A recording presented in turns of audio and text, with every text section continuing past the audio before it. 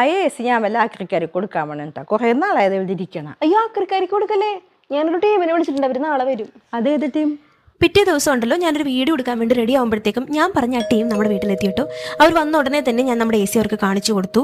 അവർ AC വന്നു, ACയുടെ photo ഒക്കെ എടുത്തിട്ട് ആ ACക്ക് പറ്റിയൊരു എമൗണ്ട് എനിക്ക് തന്നു. ചിലപ്പോൾ ഞാൻ ആക്രിക്കാർക്കാണ് ഈ ഒരു AC കൊടുക്കുന്നതെങ്കിൽ വളരെ തുച്ഛമായിട്ടുള്ളൊരു പൈസ എനിക്ക് കിട്ടുള്ളൂ. പക്ഷേ ഇവരെനിക്ക് തന്നത് 6000 രൂപയാണ്. ഇപ്പം നിങ്ങൾക്ക് തോന്നുന്നുണ്ടാവും നമ്മുടെ വീട്ടിലെ പഴയ സാധനങ്ങളൊക്കെ ഇവർക്ക് കൊടുക്കാന്നല്ലേ. അങ്ങനെ എല്ലാ സാധനങ്ങളൊന്നും അവർ എടുക്കില്ല കേട്ടോ. അവരെന്തൊക്കെ എടുക്കുമോ എന്നുള്ളത് ഞാൻ കാണിച്ചു തരാം. അതിനുവേണ്ടി നിങ്ങൾ ചെയ്യേണ്ടത് സെയിൽസ് സ്മാർട്ടിൻ്റെ വെബ്സൈറ്റിൽ നിങ്ങൾ കയറാം. അതിനുശേഷം നമ്മുടെ പിൻകോഡ് അടിച്ചു കൊടുക്കാം.